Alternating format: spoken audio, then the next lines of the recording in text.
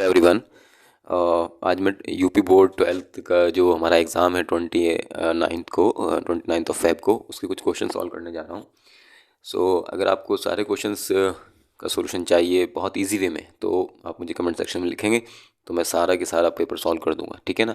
वैसे तो मेरा चैनल हायर मैथमेटिक्स के लिए है, लेकिन मैंने देखा कि अभी बच्चों का एग्ज़ाम है 12th को, सॉरी 29 को, तो इस वजह से मैंने ये आपके कुछ बच्चों के कहने पर 12th क्लास के क्वेश्चन को सॉल्व करना स्टार्ट किया है, ठीक है। क्योंकि यूपी बोर्ड के हैं तो हम हिंदी में ही बात करेंगे इसमें। तो क्वेश्चन ये था एक आपके पास कि y=40 एंड x=4/t। तो dy/dt की वैल्यू पूछी थी कितना है, मतलब आपको डिफ्रेंशिएशन करना है y का विद रिस्पेक्ट टू t। ये आपको यहाँ पर पूछा गया है कि आपको क्या इसकी वैल्यू कितनी होगी। तो देखो यहाँ पर जो y=4t गिवन है, मतलब y जो है फंक्शन t का है और x=4/t गिवन है, तो इसका मतलब x भी फंक्शन t का है। तो इसको हम सॉल्व करते हैं बहुत इजी वे में।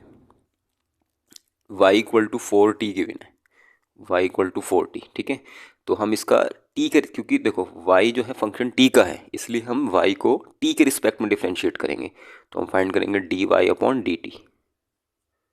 ओके, हम dy/dt फाइंड आउट करेंगे। dy/dt कितना आ जाएगा, t के रिस्पेक्ट में करेंगे इसका डिफ्रेंशिएशन, तो 4 बाहर आ जाएगा, t का हो जाएगा t के रिस्पेक्ट में डिफ्रेंशिएशन 1 हो जाएगा, तो 4 × 1 मतलब 4 एज ए कॉमन बाहर आ जाएगा, ऐसे कांस्टेंट बाहर आ जाएगा, और t का कितना हो जाएगा dt/dt, t का t के रिस्पेक्ट में, ठीक है। तो इसका मतलब ये 1 हो गया, तो हम इसको dt/dt ना लिख करके सिंपली यहाँ 4 लिख देते हैं। ओके, सिमिलरली x= गिवन है, x= 4/t।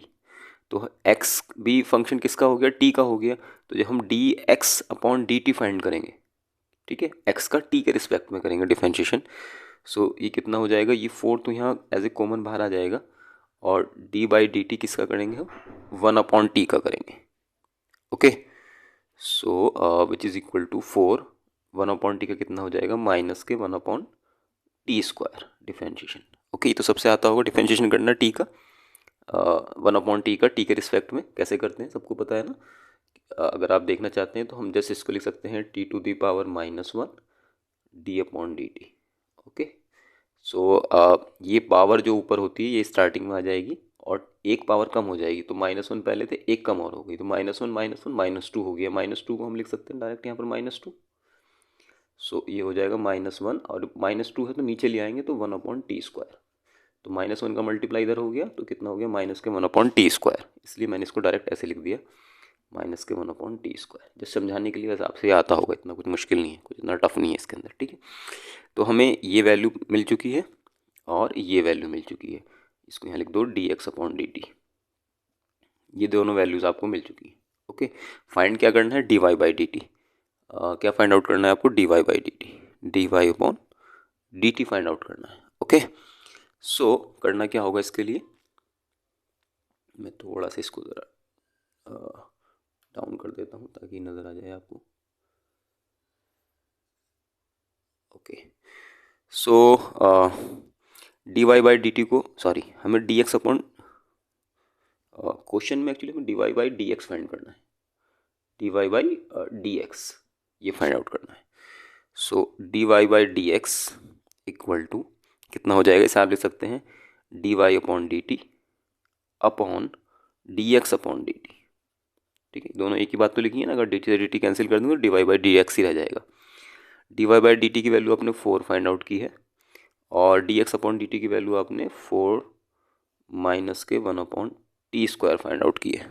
ओके, 4 से तो 4 कैंसिल हो जाएगा, t² ऊपर जाएगा, माइनस साइन भी लगा हुआ है तो माइनस के t², ये आपका आंसर है।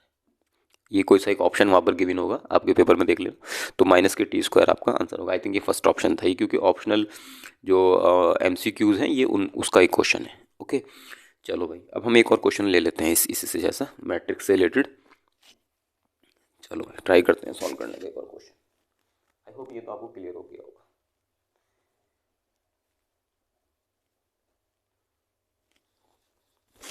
एक और क्वेश्चन था हमारे पास, कुछ एक मैट्रिक्स गिवन था हमारे पास A 0 1 1 0, और एक मैट्रिक्स गिवन था हमारे पास B।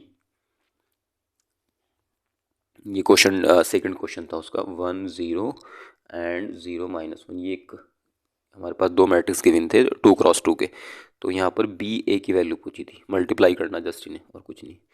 तो बी को रखो यहाँ पर पहले 1 0 0 -1 एंड देन ए को रखो, ए की वैल्यू कितनी है 0 1 1 0।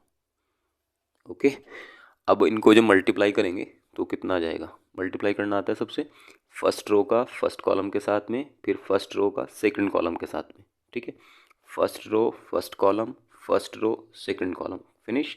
Then second row first column, second row second column, मतलब एक रो का पहले दोनों कॉलम के साथ में, फिर दूसरी रो का दोनों कॉलम के साथ में। तो फर्स्ट रो का फर्स्ट कॉलम के साथ में करेंगे तो 1 × 0 0 हो जाएगा, 0 × 1 0 हो जाएगा। तो कितना हो जाएगा 1 × 0 0 प्लस 0 × 1 0।